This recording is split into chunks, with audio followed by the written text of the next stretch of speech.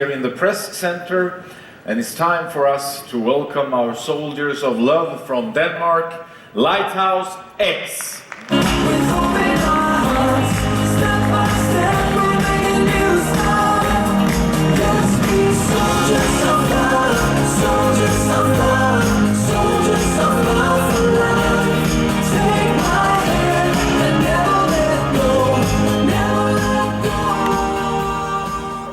There guys, microphones ready, steady.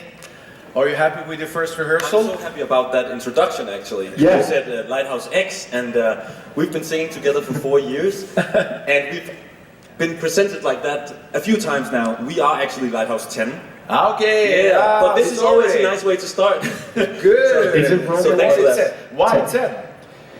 Well, Lighthouse is basically about us being an act. We created this act because we wanted to create music that actually cast light on being human being. Both when it's difficult to be in life, but also when it's good to be in life. But we want to talk about how it is to manage life in general. And that's the Lighthouse part. And the 10 is actually, it's like yin and yang. It means harmony and balance. So the name is about that. I'm so sorry, I made it. No, it's so fine. And how was it on stage? It was very cool. A lot of impressions, first impressions. So we had some difficulties with the mics. Johannes and I got the wrong mics or bell packs, we don't really know. So he has my voice in his ears very, very loud, and he screamed and stopped, and that's not nice at all. And I was almost killed. You're so dramatic. No, we have like fireworks on stage, and I was a bit too close to the fireworks. So yeah, almost died. But you're still here. I'm still here. Yeah. Everything's good. So yeah. So you had a fun time in the viewing room then, watching all this. Yeah, it's very fun, definitely. Yeah. Guys, how does it being an actor help you in music? I mean, what passion, where lies the most of the passion, music or acting? I think it varies from who you ask of the three of us. Well, for me, I think maybe it's changed through my life. So far, I'm 30 now, and I think music has always been a part of my life, but so has acting actually. And right now, acting is like has been my main focus for the past 5-6 years. And then we started this group 4 years ago. So I mean, I wouldn't live without any of the two things. So it's a mix. Yeah. And it helps us actually. It's kind of cool because for me, acting and singing, it comes from the same spot in the body. It's the same energy. So it's helping to do both. Yeah, makes it all better, hopefully. For you? Well, I agree. It's a mix of that. But I started out as a singer and a musician when I was 16 years old. I had a boy band called C21, and we traveled around the world actually. So music was my ignition, and I probably would say today music is my priority. But I think it's important to say that we didn't actually start this group saying we want to make pop music right now. We started 4 years ago because we were all at places in our lives where we felt like we needed something different or something more than just looking ourselves in the mirror. Because that's a lot of the work we do is only about us and with the business and always getting a new job and always like being the best you can, the best version of yourself and stuff like that. And I think that we were just like, this is the time to kind of change that and do something that could do good for other people. Have you been competing? I mean, height, look similar for the same roles in films or TVs? No, not really. No. Actually, no. I thought you maybe met on a casting and then thought, okay, let's start a band. Start fighting. Yeah. No, actually we met in a show. Actually, I met Johannes in one show in 2008 and Søren in 2010, I guess. So we met in the business. Yeah, cool. Let's take some questions from the floor. Alistair, please stand. Hello. Hi guys, Alistair Birch from SBS Radio in Hi. Australia. Johannes, I understand you worked on a Disney show. Now, the Icelandic singer, Greta, she told us about working for Disney. How is it different working for such a well-known, renowned organisation such as that? You mean different from doing other productions? Yeah. Well, I've always loved Disney, and I actually came to get a really great relationship with the people from Disney's theatrical group in New York, who were a big part of. I did Aladdin in Copenhagen, which was the first production in Europe, and it was really just. I mean, they wanna know everything that's going on with their material, which is, I think, a really clever move, because then they can always do it the right way. And when they are like they are, and they're so nice to work with, it's just a joy, really, yeah. And I love Disney. More questions? So guys, how is it to be so close to Sweden, and have you been in here working? I mean, we're neighbors, basically, so musically. I've actually been going to Stockholm and other Swedish cities for 15 years to write music with Swedish songwriters. So Stockholm is one of my favorite cities. I think it's on the level of London and New York for me. I love coming here. I love the vibe and the people, and there's so much beauty here. Yeah, I really like it. Yeah, actually, for me, it's the first time, so it's a great first impression, I must say. Also, you managed to do great weather and stuff. It's good. When you listen to music yourselves and produce and write, and you know, is Sweden one of those countries you look a little extra to, considering, you know? I think you have an amazing pop tradition. As a songwriter, I'm so very inspired by your pop writers, and I love the fact that you really find pop credible. In Denmark, it can be credible, but it's sometimes pop can be something you look down on in a way. But in Sweden, you really nourish it and you know, respect it as a craft, and I love that. Yeah, Max Martin is obviously one of the famous ones, but there's so many gifted people here. You've been releasing stuff. So what is the future for you guys after Eurovision? What are your aims and goals? What would you like to do?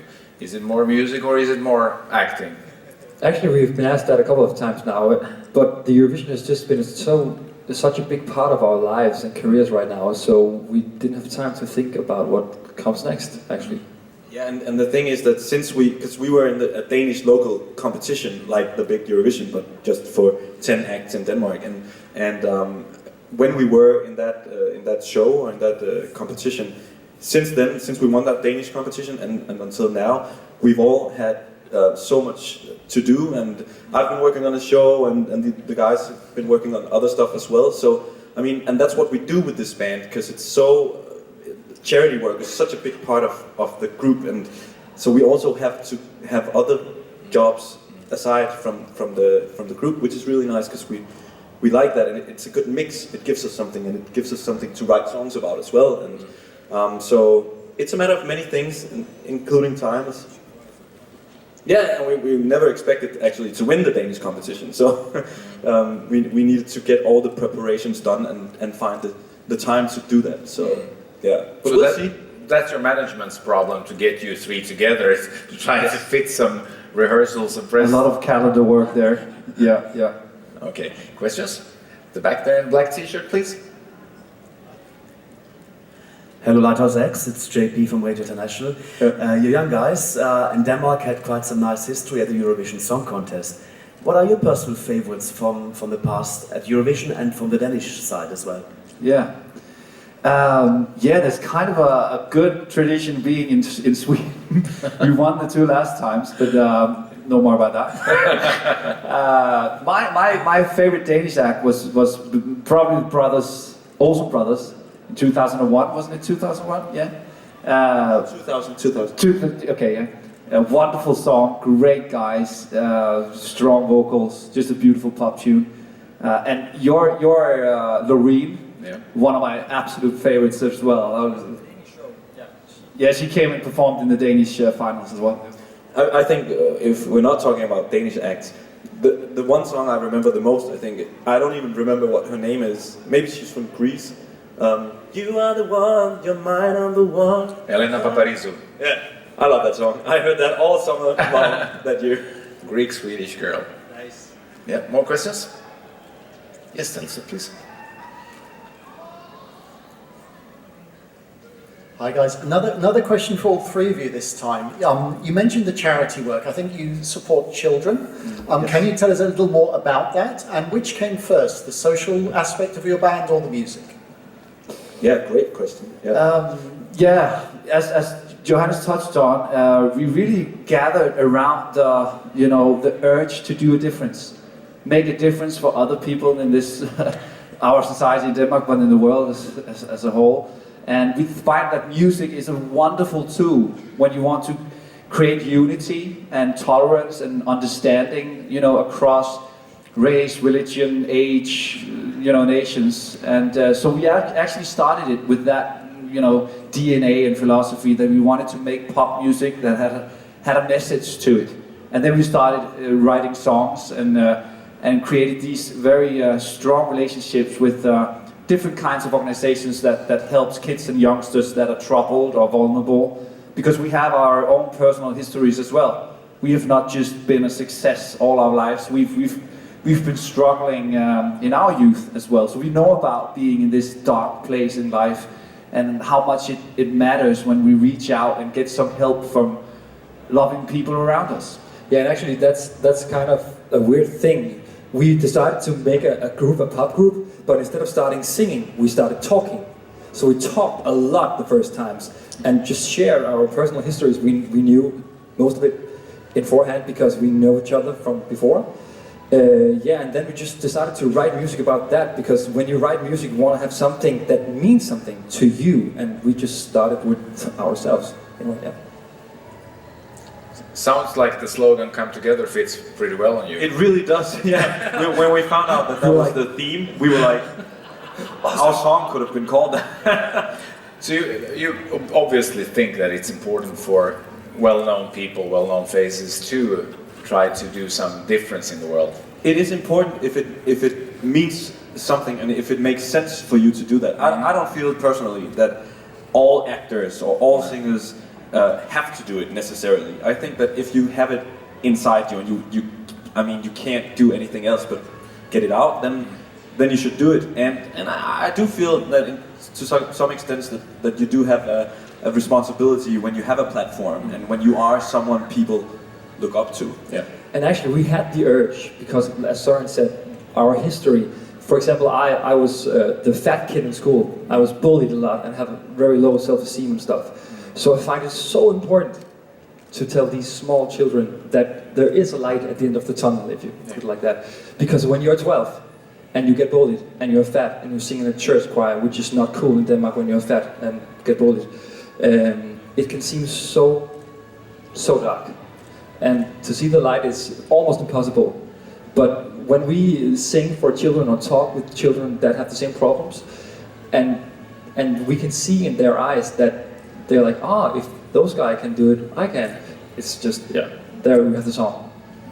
And that fits your title of the song as well. Definitely, yeah. It does, and basically it's about everyone on this earth can be a lighthouse, can be soldiers of love. So we are not kind of, we don't think that we are the only ones having that opportunity or gift or talent. Every one of us in this room has the ability to make a change in another person's life. Just as small. It can make a huge impact if we meet each other with love and respect and tolerance. We come a long way by doing that. Perfect. Questions? So, ladies and gentlemen, Lighthouse 10.